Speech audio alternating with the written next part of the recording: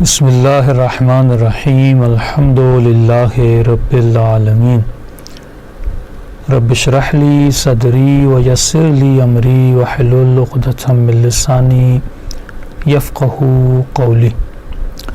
دعا ہے کہ پروردگار عالم اس ماہ مبارک میں ہم سب کی عبادات کو اپنی بارگاہ عالی میں قبول فرما دے۔ وبلغ ایمانی اکمل الایمان ویقینی اکمل الیقین۔ یقین پہ گفتگو چل رہی تھی کہ خدا مجھے بہترین یقین عطا فرما۔ پچھلی نشست میں ہم نے تھوڑا بہت یقین کی وضاحت فرمائی۔ یقین کو سمجھنے سے پہلے ہمیں 3 مرحلوں کو سمجھنا بہت ضروری ہے: اسلام، ایمان، یقین۔ پہلی منزل ہے اسلام، دوسری منزل ہے ایمان، اور اس کا اعلیٰ ترین درجہ ہے یقین۔ اب ان تینوں کے اگر فرق کو آپ سمجھ جائیں گے تو آپ کو یقین بھی سمجھ میں آ جائے گا۔ دیکھیے، اسلام کا مطلب ہے یعنی تسلیم ہونا، کسی شے کو تسلیم کرنا۔ اب خود تسلیم کرنے کی اقسام ہیں کہ میں نے اسلام کو تسلیم کیسے کیا ہے۔ مثال کے طور پہ کبھی انسان ظاہری اعتبار سے تسلیم ہو جاتا ہے، جسے ہم سرنڈر کہتے ہیں، وہ تسلیم ہو جاتا ہے۔ مثال کے طور پہ ایک جنگ ہے، جنگ چل رہی ہے اور میں جنگ ہار چکا ہوں، لہٰذا میں اپنے ہتھیار پھینک دیتا ہوں اور میں خود کو آپ کے حوالے کر دیتا ہوں، تسلیم ہو جاتا ہوں۔ تو یہ بھی ایک طرح کا تسلیم ہے، لیکن یہ ہے ظاہری اعتبار سے تسلیم ہونا۔ ایسے بہت سارے لوگ تھے جنہوں نے بت پرستی کو چھوڑا اور انہوں نے اسلام کو اختیار کیا۔ ابو سفیان جیسے لوگ، انہوں نے دیکھا اب کچھ بچا نہیں ہے، مکے میں رہنا ہے تو اسلام کو اختیار کرنا ہی کرنا ہے، تو انہوں نے اشہد ان لا الہ الا اللہ رسول کا کلمہ پڑھا، لیکن یہ ظاہری اعتبار سے اس نے اسلام کو تسلیم کیا اور اسلام کی دعوت کو قبول کیا ہے۔ لیکن سوال یہ ہے کہ ہمیں پتہ کیسے چلے، یہ ہم کیسے کہہ سکتے ہیں کہ اس نے ظاہری طور پر تسلیم کیا ہے اور اس نے قلبی طور پر تسلیم کیا ہے؟ اس کی ایک نشانی ہے، جس نے ظاہری طور پر اسلام کو تسلیم کیا ہے وہ آپ کیونکہ مسلمان ہیں آپ کے سامنے کہے گا، اشہد ان لا الہ الا اللہ لوگوں کے سامنے کہے گا، لیکن جب وہ تنہائی میں چلا جائے گا، جب اسے کوئی دیکھنے والا نہیں ہوگا، اس کی آواز کو سننے والا نہیں ہوگا، مثلا ایک بند کمرے میں چلا گیا ہے اور وہاں پر بھی، یعنی بند کمرے میں جہاں پر کوئی خوف نہیں، کسی کا خوف و ڈر نہیں ہے، اس بند کمرے میں جہاں پر کوئی سننے والا نہیں ہے، اگر وہاں پر بھی یہی کہتا ہے اشہد ان لا الہ الا اللہ و اشہد ان محمد رسول اللہ، تو اس کا مطلب اس کا تسلیم قلبی ہے، یعنی اس انسان نے ایمان کو دل تک پہنچا دیا ہے۔ اب یہ خود دل سے ماننے کی 2 قسمیں ہیں۔ تو ظاہری طور پر ہم اسے مسلم کہتے ہیں، جس نے ظاہری طور پر مانا ہے ڈر کی خاطر، خوف کی خاطر، فائدے کی خاطر، اور جب تنہائی میں جاتا ہے تو اس کا کوئی ایمان نہیں ہے۔ ایک وہ ہے جو تنہائی میں جاتا ہے اور تنہائی میں جا کر بھی رسول کا کلمہ پڑھتا ہے، اسے آپ کیا کہتے ہیں؟ مومن کہتے ہیں۔ اب اس کی بھی 2 قسمیں ہیں۔ جو تنہائی میں جا کر بھی تسلیم کرتا ہے اس کی 2 قسمیں۔ اس میں پہلی صورت یہ، ایک مرتبہ یہ ہے کہ ایک بہت متدین شخص جس پر آپ آنکھ بند کر کے اعتبار کرتے ہیں، موثق آدمی ہے، متدین ہے اور آپ بہت اس کو مانتے ہیں قلبی طور پر، اس شخص نے آپ کو آ کر کہہ دیا کہ فلاں روڈ پہ ایکسیڈنٹ ہو گیا اور 2 لوگ مار دیے گئے۔ اب آپ نے اس کی بات پر ایمان لایا، کیونکہ وہ متدین ہے، آپ اسے مانتے ہیں اور آپ بغیر تحقیق کیے ہوئے اس کی بات کو مان لیتے ہیں اور مطمئن ہو جاتے ہیں۔ اس کو ہم تعبد کہتے ہیں۔ لیکن ایک مرتبہ یہ ہے کہ آپ خود اپنی آنکھوں سے اس حادثے کو دیکھتے ہیں، ٹھیک ہے نا۔ پہلی قسم یہ کہ متدین مومن آدمی آ کر آپ کو بتاتا ہے، آپ اس کی بات کو مان لیتے ہیں۔ دوسری بار یہ ہوتا ہے، یہ نہیں کہ آپ خود جا کے اس واقعے کو، یعنی اس ایکسیڈنٹ کو آپ خود دیکھتے ہیں، تمام تر واقعات کو اپنی آنکھوں سے دیکھتے ہیں، یہ دوسری صورت ہے، اسے ہم یقین کہتے ہیں، یہ اس کا درجہ بھی بلند ہے۔ یہ ہم اس لیے کہتے ہیں کیونکہ ایک مرتبہ ایک شخص آ کر آپ کو بتاتا ہے اور کہتا ہے کہ بہت متدین ہے، اور آپ کو کہتا ہے سب آخر رونما آپ نے مان لیا۔ اگر کل اس سے بھی زیادہ کوئی متدین آ جائے اور اس کی خلاف بات کر دے تو پھر آپ اس کو مانیں گے۔ اب رسول خدا نے کہا کہ قولوا لا الہ الا اللہ۔ اب اس میں 3 صورتیں ہیں۔ ایک مرتبہ میں نے کہا لا الہ الا اللہ، رسول خدا نے کہا کہ پڑھو کلمہ لا الہ الا اللہ کا۔ پہلی صورت یہ ہے کہ میں نے ڈر کے مارے وہ کلمہ پڑھا۔ دوسری صورت یہ ہے کہ میں نے دیکھا کہ خود رسول خدا ایک سچے انسان ہیں، آدم امین ہیں، بہت امین انسان ہیں، یہ کبھی جھوٹ نہیں بولتے، ان کے براہین، ان کے دلائل، ان کی باتیں ہماری عقل تسلیم کرتی ہے۔ میں نے رسول خدا کی باتوں کو مان کر کلمہ لا الہ الا اللہ پڑھا۔ پہلی صورت میں مسلم ٹھہرا، دوسری صورت میں مومن ٹھہرا، لیکن تیسری صورت جو مقام یقین ہے، جو میں نے پچھلی نشست میں بھی اشارہ کیا تھا، میں نے رسول کی بات کو تو مان لیا، لیکن اس کے بعد میں نے پوری کائنات کو کھوج مارا کہ یہ بندہ جو کہہ رہا ہے کہ اس رب کے علاوہ، اس اللہ کے علاوہ کائنات میں کوئی اللہ نہیں ہے۔ میں نے پوری کائنات کو کھوج مارا، جہاں تک میرا تصور جا سکتا تھا وہاں تک میں نے تحقیق کی اور ریسرچ کی، اور اپنی آنکھوں سے جا کر دیکھا۔ جب مجھے کسی جگہ پر کوئی اللہ نہیں ملا، اس وقت میں نے یقین قلبی سے کہا اگر کوئی ہے تو بس وہی ہے۔ اسے مقام یقین کہتے ہیں۔ تو جب انسان مرحلہ یقین پر آ جاتا ہے، اسے اتنا اطمینان آ جاتا ہے، اب اس کے یقین کو کوئی بدل نہیں سکتا۔ تو اسی لیے رسول خدا فرماتے ہیں جو انسان مقام یقین پر آ جاتا ہے، جب اس کا یقین اتنا بڑا ہو جاتا ہے، اب اس انسان کی کچھ صفات ہیں، اس کی صفات اتنی زیادہ ہیں کہ میرے چھٹے امام جعفر صادق علیہ الصلوۃ والسلام ایک مفصل اپنی روایت میں فرماتے ہیں۔ یہ روایت اپنا تحف العقول کی پہلی جلد میں لکھی گئی ہے کہ وہاں فرماتے ہیں کہ من صحت یقین المرء المسلم، صحیح یقین ایک مسلمان کا کب ہوتا ہے؟ دیکھیے جب تک ہم نشانیوں کو نہیں جانیں گے تب تک ہمیں پتہ نہیں چلے گا کہ آج واقعاً میں یقین پر ہوں یا نہیں ہوں۔ اگر یقین حاصل کرنا چاہتا ہوں تو میرے اندر کون سی نشانیاں ہونی چاہیے؟ آج معاشرہ مسلم بھی ہے، مومن بھی آپ کو مل جائیں گے، لیکن میرے عزیز آج یقین والے آپ کو بہت کم ملیں گے، شاید لاکھوں میں چند لوگ ہوں جو مقام یقین پر ہوں۔ یہ 313 جو امام زمانہ کے اصحاب ہیں، یہ صاحب یقین اصحاب تھے جن کو یقین ہوگا۔ فرماتے ہیں کہ من صحت الیقین المرء المسلم، صحیح یقین کی نشانی کیا ہے ایک مسلمان کے لیے؟ اللہ یرضی الناس بسخط اللہ، کہ اللہ کو غضبناک نہ کرے لوگوں کی خوشی کے لیے۔ یہ پچھلی نشست میں میں نے اس کی طرف اشارہ کیا تھا۔ اس کا مطلب کیا ہے؟ مثال کے طور پہ بیوی کو ایک چیز پسند ہے لیکن اللہ کو وہ چیز پسند نہیں ہے۔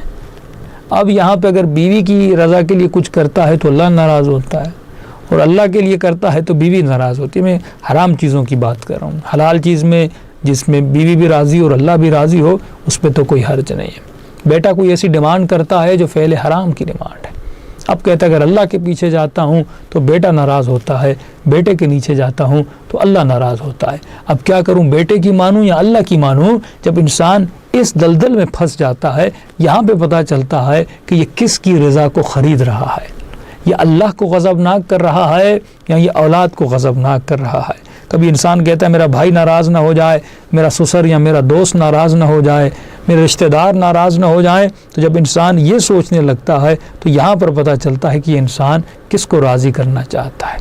ایک جگہ سے ہم گزر رہے تھے، وہاں پر بہت بے حیائی نظر آئی، تو جاننے والا دکاندار تھا، اسے کہا گیا کہ آپ کیوں نہیں سمجھاتے 2 جملے امر بالمعروف کرنے میں کیا ہے؟ اگر بے انتہا بے حیائی دیکھ رہے ہو وہاں پر کسی کو سمجھانا، گناہ دیکھ رہے ہو وہاں پر کسی کو سمجھانا۔ ایک باپ ہے جوان بیٹی کو لے کر جاتا ہے، لیکن یہ بیٹی بالغ ہو گئی ہے، اس کے سر پہ دوپٹہ نہیں ہوتا، لیکن وہ علی بن ابی طالب کی ماننے والی ہے، وہ اہل بیت کے ماننے والے ہیں، رسول خدا کے اگر کوئی ماننے والا ہے، لیکن اگر اس کی فیملی میں حجاب نہ ہو اور وہاں پر رشتہ دار دیکھتا بھی رہے امر بالمعروف نہ کرے، تو اس دکاندار کا عجیب جملہ تھا کہ مولانا اگر ہم اس طرح امر بالمعروف کرنے لگے تو ہم سے چیزیں کون خریدے گا؟ اس کا اللہ پر یقین نہیں تھا، ان خریداروں پر یقین تھا۔ گویا اس نے اپنے رزق کا مالک لوگوں کو سمجھا تھا، پروردگار عالم کو نہیں سمجھا تھا۔ یہ منزل یقین ہے، یہ وہ یقین تھا جس پر امام حسین چلے، یہ وہ یقین ہے جس پر امام زمانہ چلے۔ دعا کرنے سے کیا ہوتا ہے؟ آج مومن کا امام زمانہ آ جائے چلو کل آ جائے، تو آپ کیا کرو گے؟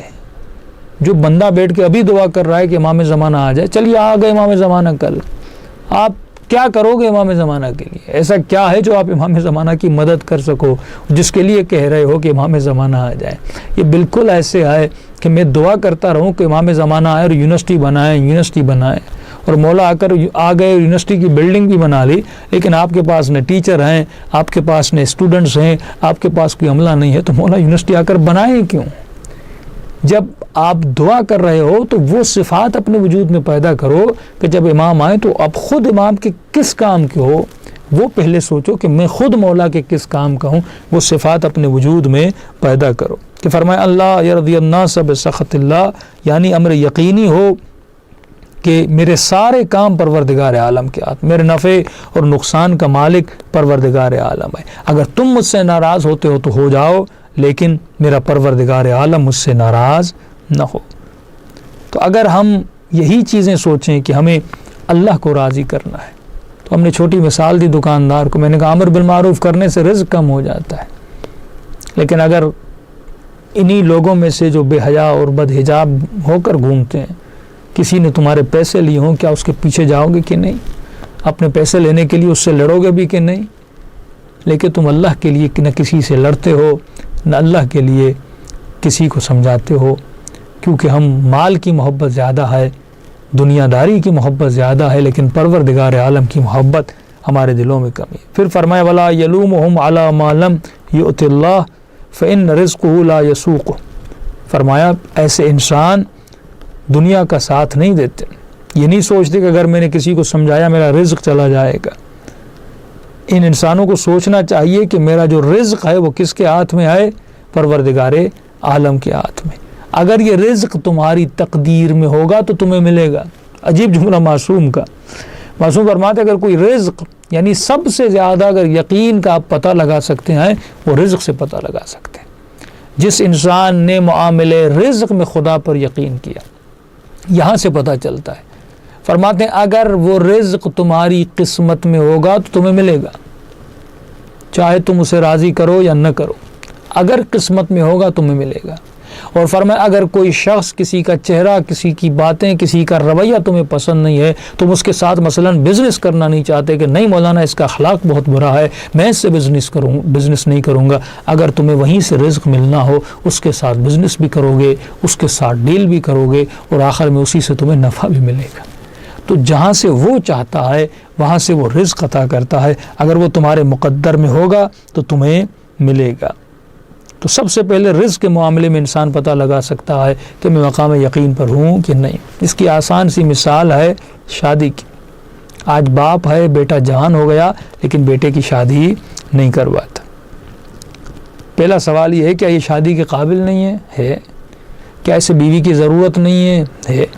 کیا اس کے وجود میں شہوت اور ایموشنز نہیں ہے؟ سب کچھ ہے مولانا، سب کچھ پتہ ہے، تو کیوں نہیں کروا رہے؟ کہ ابھی جاب نہیں ہے، نوکری نہیں ہے۔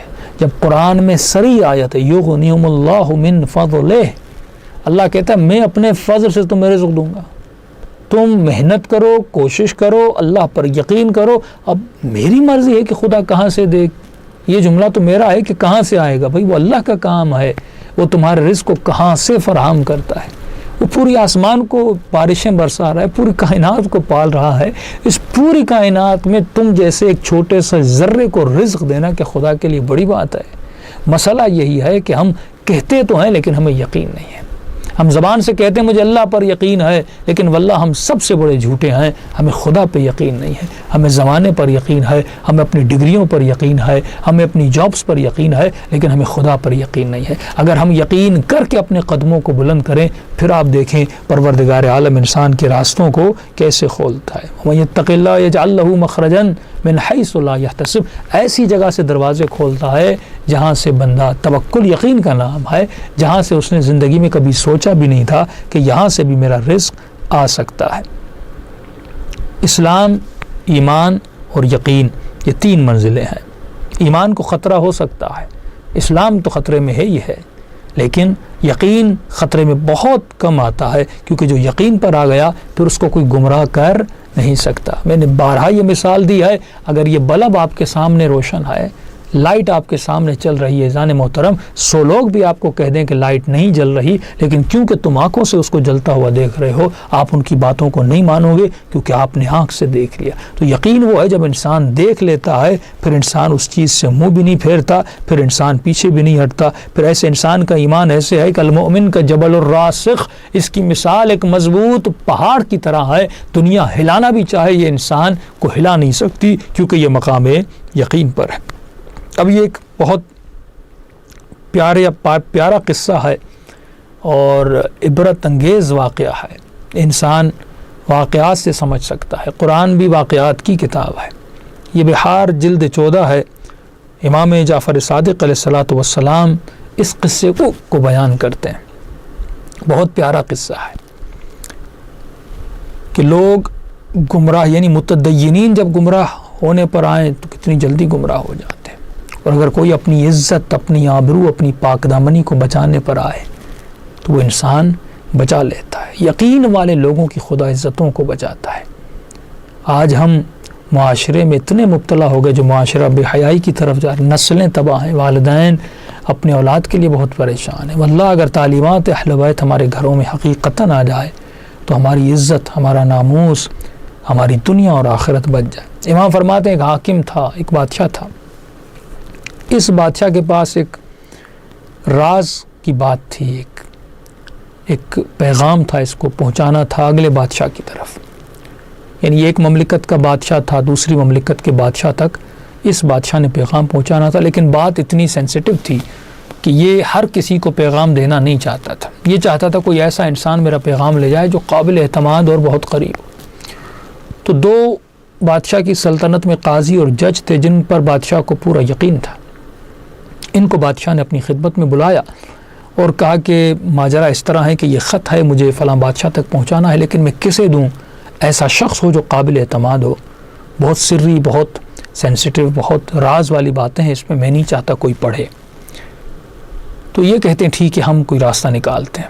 یہ دونوں قاضی سوچتے ہیں کہ اس ماموریت کو، اس ڈیوٹی کو کسے دیا جائے تاکہ وہ اس ڈیوٹی کو انجام دے اور یہ خط کو لے جائے۔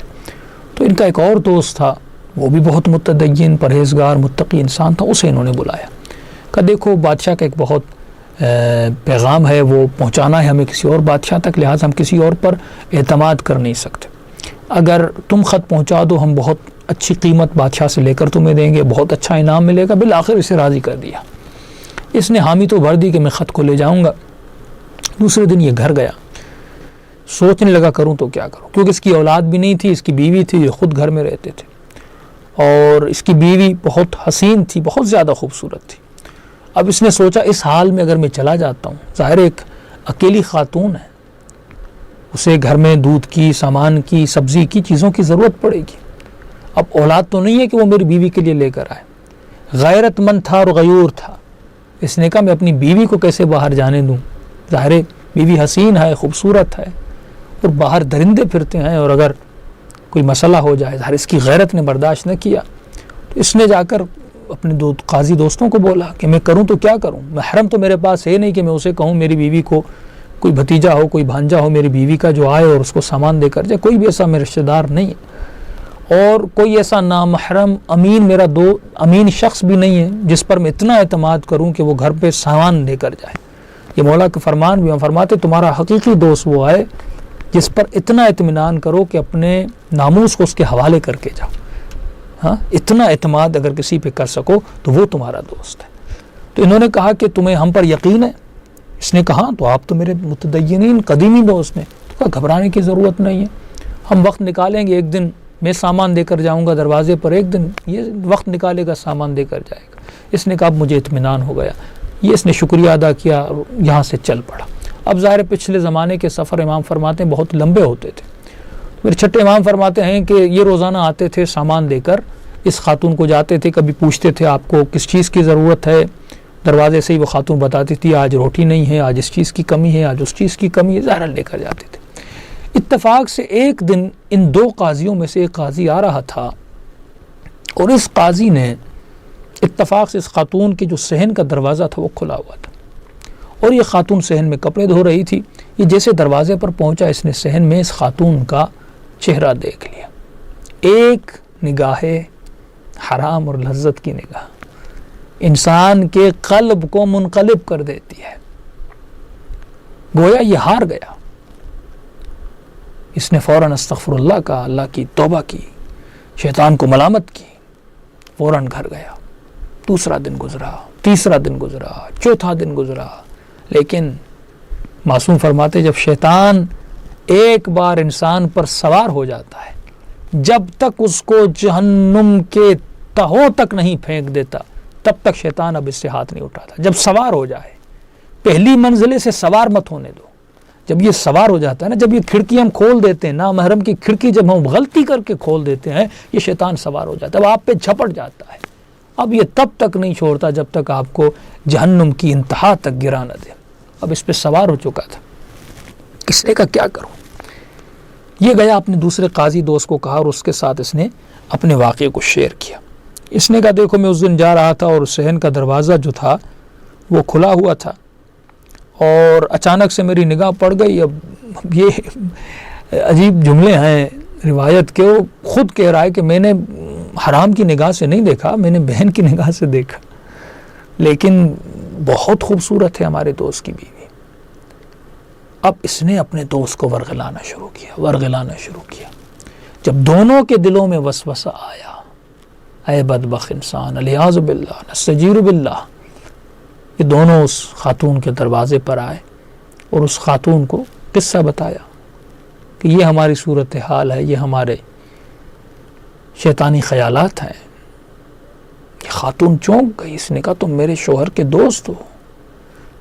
کہ زندگی گزر گئی الیاذ باللہ، میں نے اپنے دامن کو گناہ سے ابھی تک آلودہ نہیں کیا اور میں ہرگز اپنے دامن کو گناہ سے آلودہ نہیں کروں گا. ان دونوں کا بات اب گزر چکی ہے، گناہ کی بات کو چھوڑ دو. خاتون نہیں مانی. ایک دن، دوسرے دن، تیسرے دن، یہ ایک ہفتہ 7 دن آتے رہے اور اس خاتون سے اصرار کرتے رہے، لیکن خاتون نے کہا یہ محال ہے، یہ بات ذہن سے ہی نکال دو کہ میں گناہ کروں گی. اب انہوں نے دھمکانا شروع کر دیا، جسے ہم آج کے زمانے میں بلیک میلنگ کہتے ہیں، کہ ہم تو مجبور ہو گئے تھے، ہمیں بلیک میل. یقین جب انسان کو ہو لیس بضار، کوئی تمہیں نقصان پہنچا نہیں سکتا اگر پروردگار ہے، لیکن وہ مقام یقین انسان کے وجود میں. انہوں نے دھمکانا شروع کیا کہ دیکھو ہم تجھے بدنام کر دیں گے. اس نے کہا جو کرنا ہے کرو. کہ دیکھو ہم بادشاہ کو کہیں گے تم نے اپنے شوہر کے نہ ہوتے ہوئے گناہ کیا ہے اور ہم تجھے سنسار کروائیں گے. اس نے کہا تم کچھ بھی کرو لیکن میں گناہ نہیں کروں گی. اب پہلے مرحلے میں انہوں نے اس کو خاتون کو باتیں پھیلا دیں. اب پورے آدھے شہر میں ایک بات پھیل گئی، اس خاتون نے اپنے شوہر کے نہ ہوتے ہوئے الیاذ باللہ کسی کے ساتھ گناہ کیا ہے. عورتیں آئیں محلے کی، کہا ہم نے یہ باتیں سنی ہیں تمہارے بارے میں. اس نے کہا واللہ میں ایسی نہیں ہوں، یہ مجھے بلیک میل کر رہے ہیں، مجھے ورغلانا چاہتے ہیں، لیکن میں قطعاً کبھی گناہ نہیں کروں گی. اب انہوں نے دیکھا اس سے بھی ان کی دال نہیں گل رہی، تو یہ اب انہوں نے کہا بادشاہ کے پاس ہم جاتے ہیں. خاتون نے کہا جانا ہے چلے جاؤ. یہ بادشاہ کے پاس ہے کہ بادشاہ سلامت ایک بہت بری خبر ہے. کہ کیسی خبر ہے؟ کہ ہمارے دوست تھے جن کو ہم نے بھیجا ہے، ظاہر ہے وہ گئے ہیں، ان کی بیوی ہماری ذمہ داری تھی. کہ اچھا ہوا کیا ہے؟ کہ اس نے اپنے شوہر کی عدم موجودگی میں گناہ کیا ہے. بادشاہ پریشان، کہ یہ تو متدین مومن خاتون تھی، کیسے ممکن ہے؟ کہ بادشاہ ہم نے خود دیکھا ہے، ہم خود گواہی دے رہے ہیں اس نے گناہ کیا. اب دونوں قاضی تھے بادشاہ کے معتمد جن پر بادشاہ اعتماد کرتا تھا، تو ہم کیا کریں؟ کہ اس کی سزا سنگسار ہے. بادشاہ نے بہت سوچا، بہت افسردہ ہوا. کہا یہ تو میرا قصور ہے، میں نے اس کو بھیجا تھا، اور جب وہ آئے گا تو کیا کہے گا اس کی بیوی نے ایسا گناہ کیا اور ہم سنگسار کریں. تو بادشاہ نے کہا مجھے 3 دن کی مہلت دو، اس کے بعد میں حتمی فیصلہ کروں. انہوں نے کہا ٹھیک. اب بادشاہ سلامت اپنے وزیر کو بلاتے ہیں اور وزیر کو کہتے ہیں میں عجیب ایک مشکل میں پھنس گیا ہوں. کہ کیسی مشکل بادشاہ صاحب؟ کہ فلاں صاحب تو ان کی بیوی اتنی متدین تھی، قاضی لوگوں نے کہا ہے کہ اس نے گناہ کیا. اب میں قاضیوں کو جھٹلا بھی نہیں سکتا کیونکہ وہ بھی میری نگاہ میں متدین ہے. میرا دل پریشان ہے کہ میں اس خاتون کو یہ سزا دوں تو کیسے دوں؟ اب تم کوئی راستہ نکالو. اس نے کہا بادشاہ صاحب میں سوچتا ہوں اور کوئی راستہ نکالتا ہوں. اب یہ امام فرماتے یہ غلام دربار سے اپنے گھر کی طرف جانے لگا. جاتے جاتے گلیوں سے گزر رہا تھا. ان گلیوں میں چند بچے کھیل کھیل رہے تھے. بچے آپ کو پتہ ہے آپس میں کھیلتے ہیں. یہ بچوں کو دیکھ رہا تھا. اس نے دیکھا ایک بچہ ہے جو ایک مٹی کے ٹیلے پر بیٹھا ہے اور لکڑی کی تلوار اس نے بغل میں لگائی ہوئی ہے اور نیچے دوسرے بچے کھیل رہے ہیں اور ان بچوں کو امر نہیں کر رہا ہے کہ ایسا کرو ویسا کرو. تو یہ اپنی فکر میں چلا گیا کہ بچوں کی تو اپنی دنیا ہوتی ہے, کس طرح بچے کھیل رہے ہیں, اور اسی غور سے دیکھ ہی رہا تھا کہ اچانک اس بچے نے چیخا اور دوسرے بچوں کو کہا کہ جاؤ اور 2 قاضیوں کو بلا کر لاؤ. یہ پریشان ہو گیا کہ بچے کیا کہہ رہے ہیں. تو وہ چھوٹے چھوٹے 3-4 بچے تھے, وہ گئے 2 بچوں کو لے کر آئے. اس نے کہا کہ ہم نے سنا ہے کہ اس خاتون نے اپنے شوہر کی عدم موجودگی میں گناہ کیا ہے, کسی کے ساتھ حرام کا تعلق بنایا ہے. اس نے کہا جب یہ بات بچوں تک پہنچ گئی ہے, چھوٹے بچے ہیں ان تک بھی بات پہنچ گئی. یہ اور ٹھہر گیا اور غور سے دیکھنے لگا. تو بادشاہ نے کہا کہ دونوں قاضیوں کو لایا جائے. اب بچے 2 چھوٹے بچوں کو لے کر آئے. اس نے کہا ایک قاضی پیچھے رہا, اس پہلے قاضی کو آگے لے کر آؤ. آگے لے کر آئے. اس بچے نے اس بچے سے آہستہ پوچھا, بچے یہ ایکٹنگ کر رہے تھے, اس سے آہستہ پوچھا کہ یہ بتاؤ کہ تم نے دیکھا اس خاتون نے گناہ کیا؟ اس نے کہا ہاں بادشاہ سلامت. کہا کہ کس دن گناہ کیا تھا؟ مثلا اس نے کہا کہ بدھ کا دن تھا. صبح یا شام؟ اس نے کہا شام کو. کس شخص کے ساتھ تم نے گناہ کرتے ہوئے دیکھا یا اس گھر کے اندر آتے جاتے دیکھا؟ اس نے کہا کوئی فلاں جوان تھا, اس کو آتے جاتے. اچھا ٹھیک ہے. کہا اس کو پیچھے لے جاؤ. پیچھے لے گئے. کہا دوسرے قاضی کو آگے لاؤ. دوسرے کو آگے لائے. کہا اچھا تم نے گناہ کرتے ہوئے دیکھا؟ کہاں دیکھا بادشاہ سلام. کہ کون سا دن تھا؟ اب اس نے بدھ کا, اس نے مثال کے طور پہ کہا جمعے کا دن تھا. صبح تھی شام تھی؟ اگر اس نے کہا شام تھی تو اس نے اس کے الٹ کہا مثلا صبح تھی. کون جوان تھا؟ اس نے کوئی اور ایڈریس بتا دی, کیونکہ جھوٹ بول رہے تھے, باتیں تو مل ہی نہیں رہی تھی. پھر اس بچے نے کہا دونوں کو پیچھے لے جاؤ, ان دونوں کی باتیں نہیں ملتی, یہ دونوں جھوٹے ہیں, یہ اس خاتون پہ تہمت لگا رہے ہیں. وزیر نے یہ منظر دیکھا, یہ چونک گیا وہیں پر, فوراً وہیں سے پلٹا اور بادشاہ کے پاس گیا. کہ بادشاہ صاحب میں نے راستہ ڈھونڈ لیا ہے. کہ کون سا راستہ ہے؟ کہ اس طرح ہے کہ ہمیں چیک کرنا ہے کہ یہ دونوں قاضی صحیح کریں کہ نہیں. کہ کیسے پتا؟ کہ فوراً ان کو بلائیے, لیکن دونوں کو ساتھ مت بلائیے. پہلے ایک کو بلائیے, اس سے پوچھئے کہ آپ نے دیکھا ہے. ظاہر ہے وہ اگر پہلے سے پتا ہوگا ان کو کیوں بلا رہے ہیں, وہ پلاننگ کر کے آئیں گے. لیکن جب آپ اچانک بلائیں گے تو ان کو تو پتہ نہیں, وہ تو سمجھتے ہیں آپ ان کی باتوں پہ یقین کرتے ہیں.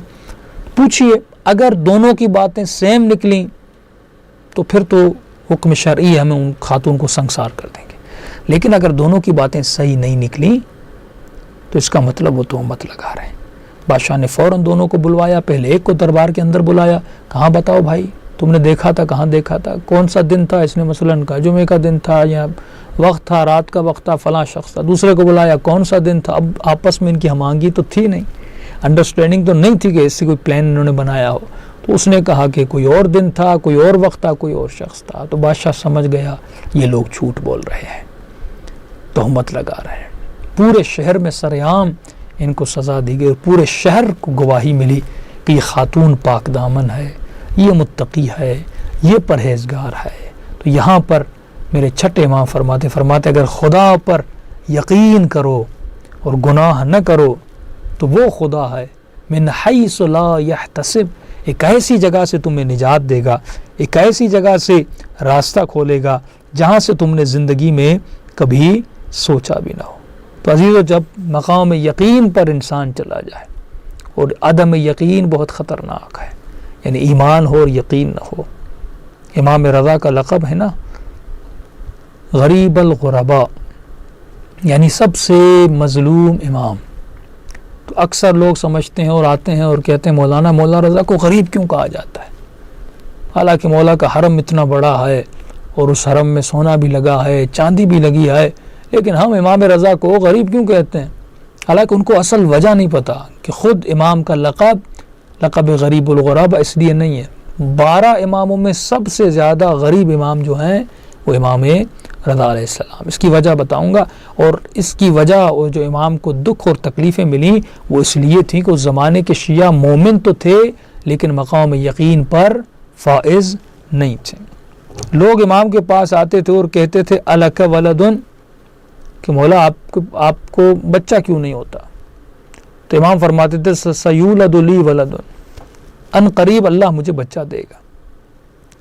ایک فرقہ تھا واقفیہ لعنت اللہ علیہم، انہوں نے امام کے خلاف باتیں پھیلانا شروع کر دی. یعنی ساتویں امام کے بعد جتنے بھی اکثر ساتویں امام کے جتنے بھی خاص الخاص اصحاب تھے وہ امام رضا سے پھر چکے تھے، امام کی امامت کو نہیں مانتے تھے اور لیاذ باللہ کہتے تھے یہ امام نہیں ہے کیونکہ یہ صاحب نطفہ نہیں ہے، اس کے پاس اولاد نہیں ہے. لیکن امام بار بار یہ کہتے تھے سیولدو، اللہ انشاءاللہ مجھے بچا دے گا. اب یقین نہیں تھا نا، ایمان تھا لیکن یقین نہیں تھا. اگر یقین ہوتا یہ کبھی بھی اپنے امام کی شان میں اتنی گستاخی نہ کرتے. تو اکثر امام پر یہ شک و شبہات ظاہر کیے جاتے تھے اور کہتے تھے کہ امام رضا کے پاس اولاد نہیں ہے. ایک دن امام نے اپنے صحابی کو صبح سویرے بھیجا اور کہا جتنے بھی میرے اصحاب ہیں ان کو گھر میں بلا کر رہا. صبح سویرے ابھی روشنی بھی نہیں ہوئی تھی، یعنی اذان تو ہو گئی تھی لیکن ابھی سویرا نہیں ہوا تھا. یہ تمام تر جاتے ہیں اور اصحاب کے دروازوں پر دستک دیتے ہیں، فرزند رسول نے تمہیں بلایا ہے.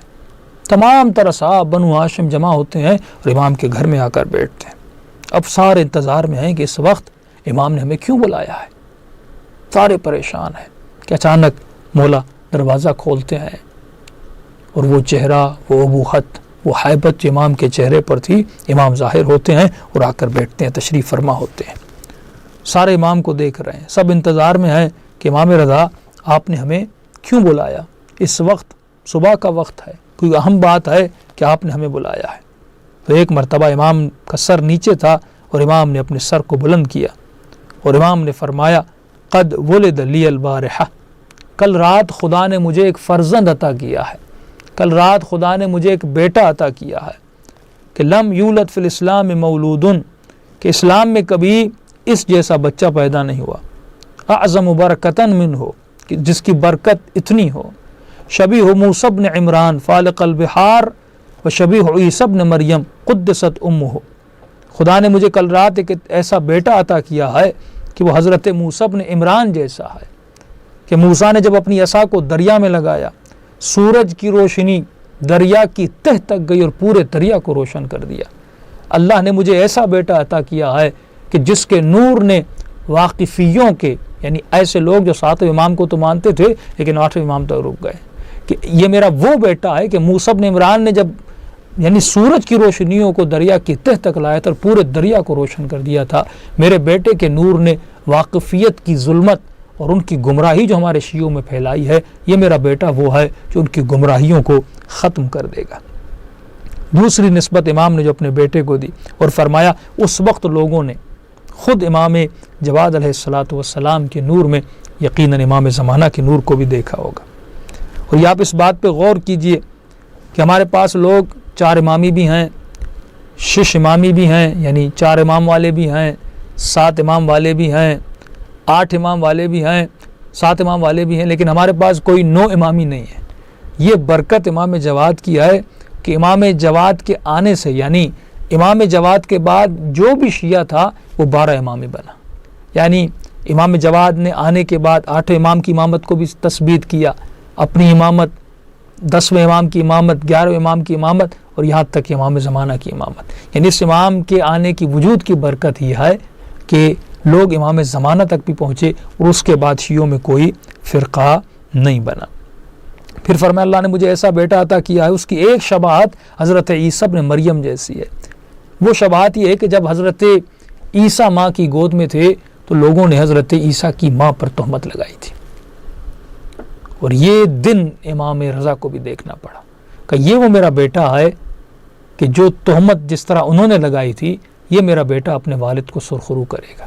کہ خود امام جواد کے پیدا ہونے کے بعد میرے منہ میں خاک لوگوں نے امام رضا کے خلاف عجیب نسبت امام کو دینے لگے، اور یہاں تک فرمایا کہ یہ امام رضا کا بیٹا نہیں ہے، امام کہیں سے کوئی اور بچہ اٹھا کے لائے ہیں، اور کیونکہ ہم کہتے تھے یہ صاحب اولاد نہیں ہے، یہ کہیں اور سے بچہ لے کر آئے ہیں اور کہہ رہے ہیں کہ یہ میرا بچہ ہے. اتنا پروپیگنڈا کیا انہوں نے امام رضا کے خلاف، اس حد تک پروپیگنڈا ہوا کہ بنو ہاشم مجبور ہوئے امام رضا کو ایک باغ میں بلایا گیا.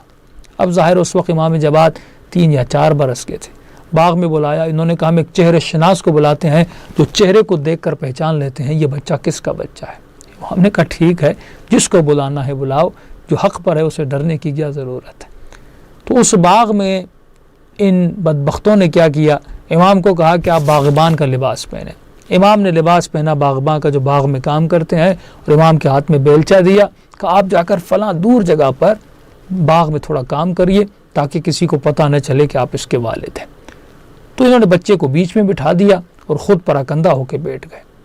اس کے بعد انہوں نے چہرے شناس کو اندر بلایا۔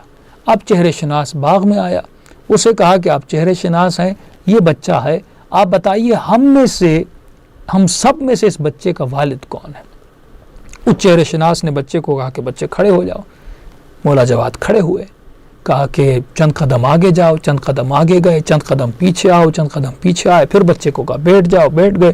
اسی طرح امام کو ادھر ادھر چلایا، اور ایک مرتبہ جتنے بھی حاضرین تھے اس نے تمام حاضرین کے چہروں کو دیکھا، ایک ایک کو دیکھا، ایک ایک کو دیکھا، اور آخر میں چہرے شناس نے کہا میں تم سب میں اس بچے کا باپ مجھے کہیں نظر نہیں آ رہا۔ اتنے میں دور سے اس کی نگاہ امام رضا پر پڑی، بہت دور کھڑے تھے اور کسی درخت کے نیچے ہاتھ میں بیلچہ لیے درخت کاری کر رہے تھے۔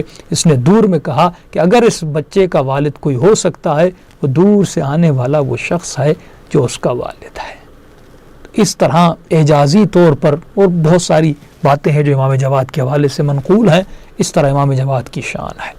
تو ہر اہل بیت علیہ السلام نے اپنے مختلف اوقات میں اپنے شیعوں سے انہوں نے تکلیفیں دیکھی ہیں، ان کے زخم زبان سے اماموں نے تکلیفیں دیکھی ہیں۔ ان تمام تر کی وجوہات یہ تھی کیونکہ وہ مقام یقین پر نہیں تھے، مان تو لیا تھا، مومن تو تھے، لیکن ان کے وجود میں دوسرے لوگ آتے تھے، وہ شک و شبہات کو ڈالتے تھے، ان کا ایمان تباہ و برباد ہو جاتا تھا۔ تو اگر یقین ہو تو انسان کا یقین اتنا بلند ہو جاتا ہے وہ کربلا کے اصحاب میں سے بن سکتا ہے، یقین اتنا بلند ہو جاتا ہے کہ میں نے بہت سارے قصے آپ کی خدمت میں بیان کیے کہ مولا آپ کی محبت ہمارے خون میں، ہمارے گوشت میں ملی ہوئی ہے۔ جب محبت اتنی مل جائے اور اس مقام یقین پر ہم پہنچ جائیں تو یقیناً امام زمانہ کے 313 صحابیوں میں سے ہم بن سکتے ہیں۔ دعا ہے پروردگار عالم ہمیں ایسا بنائے، یہ مقام یقین جو چوتھے امام کی دعا ہے، وہ یقینی افضل الیقین، اے خدا ہمارے یقین کو افضل یقین بنا، ہم سب کو معرفت اہل بیت علیہ السلام عطا فرمائے،